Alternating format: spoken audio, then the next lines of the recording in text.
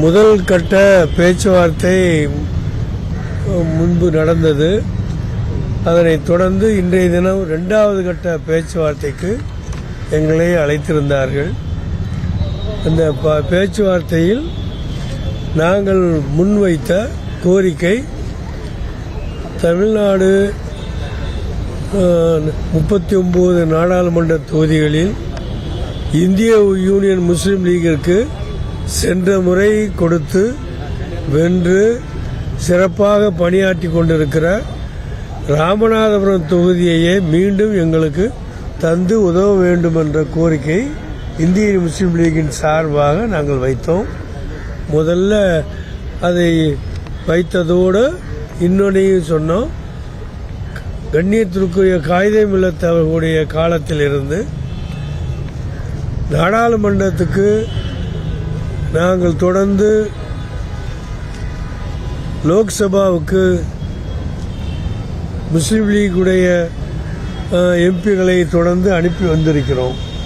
அதே மாதிரி ராஜ்யசபாவுக்கும் தமிழ்நாட்டிலிருந்து முஸ்லீம் லீகின் சார்பில் காயிதே மில்லத் காலத்திலிருந்து 27 வருஷம் தொடர்ந்து அனுப்பி வைத்த பெருமை திராவிட முன்னேற்ற கழகத்துக்குத்தான் உண்டு.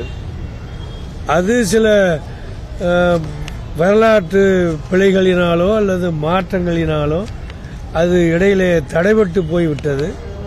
அந்த நல்ல வரலாறு திரும்பவும் தொடர்ந்து நடக்க வேண்டும்.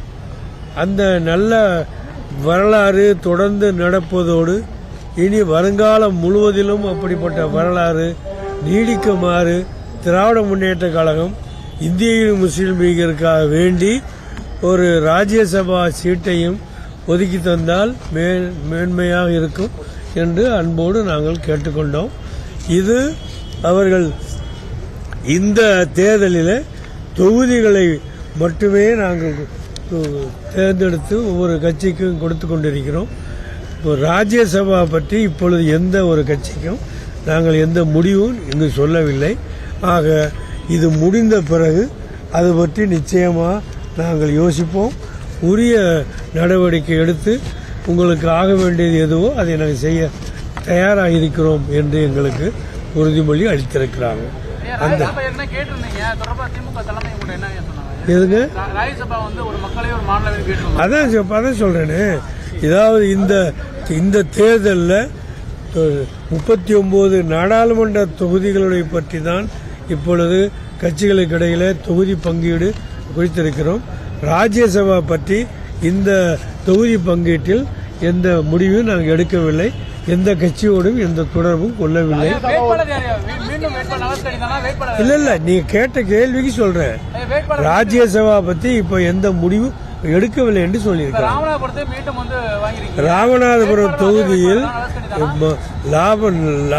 ராமநாதபுரம் தொகுதியில் இந்திய முஸ்லீம் லீகின் சார்பாக மிக சிறப்பாக 5 ஆண்டு காலமாக பணியாற்றி கொண்டிருக்கிற நவாஸ் கனி எம்பி அவர்களே தொடர்ந்து அந்த தொகுதியில் போட்டியிட வேண்டும் என்று முஸ்லீம் லீகிலே உள்ளவர்கள் மட்டுமல்லாமல் ராமநாதபுரத்திலே உள்ள அனைத்து கட்சியின் சார்பாகவும் குறிப்பாக திராவிட முன்னேற்ற கழகத்தின் சார்பாகவும் அது பரிந்துரை செய்யப்பட்டிருக்கிற காரணத்தினால நாங்களும் அதே முடிவு எடுத்திருக்கிறோம். அந்த முடிவு எங்கள் அரசியல் மேல்மட்ட குழுவில் எடுக்கப்பட்டிருக்கிற முடிவு. ராமநாதபுரம் தொகுதியில் இப்பொழுது உள்ள எம்பி நவாஸ் கனி தான் வேட்பாளராக அறிவிக்க இருக்கிறோம். இதனை விரைவில் திருச்சியில் எங்கள் பொதுக்குழுவை கூட்டி அதிலே முறைப்படி நாங்கள் அறிவிப்போம்.